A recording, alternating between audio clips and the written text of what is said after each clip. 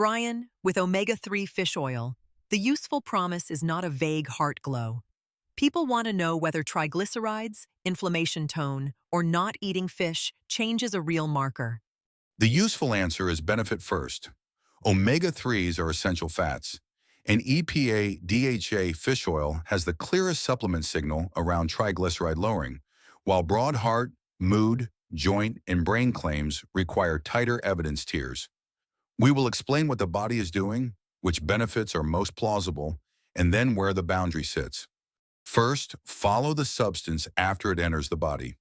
EPA and DHA enter cell membranes and inflammatory mediator pathways.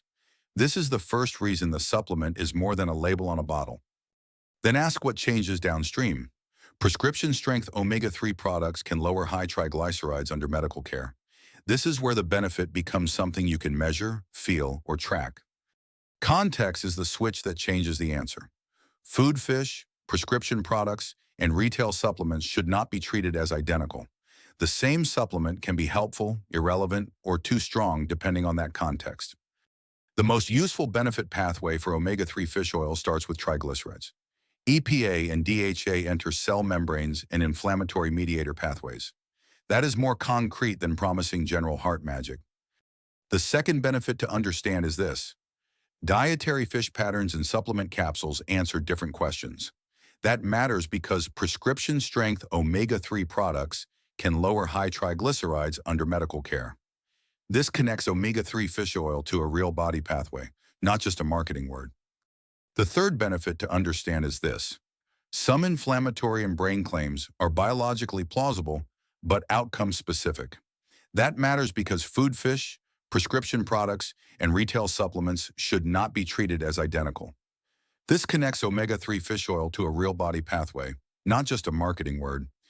So the question is not whether omega-3 fish oil is exciting. The question is, who is the person most likely to benefit, and what would tell them it is working? The best fit user for omega-3 fish oil is not everybody. It is the person whose goal, symptom, marker, or routine lines up with this pathway.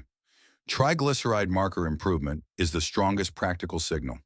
In that context, food fish, prescription products, and retail supplements should not be treated as identical. Then read the label like a mechanism, not a wish. Fish oil, krill oil, algae oil, and prescription dose omega-3s can mean very different EPA and DHA exposures. Now rank the claims. The strongest claim gets the most attention, the plausible claims get a smaller box, and the vague wellness claims should not drive the purchase. Now give me the boundary in proportion. We are not trying to scare people away from omega-3 fish oil.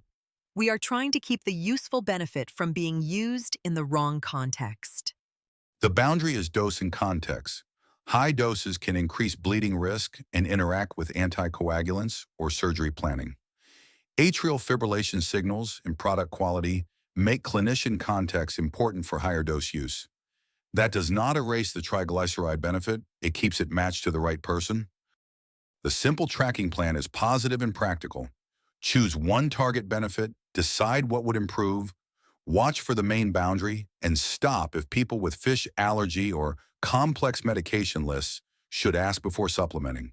The practical ladder for omega-3 fish oil is benefit first.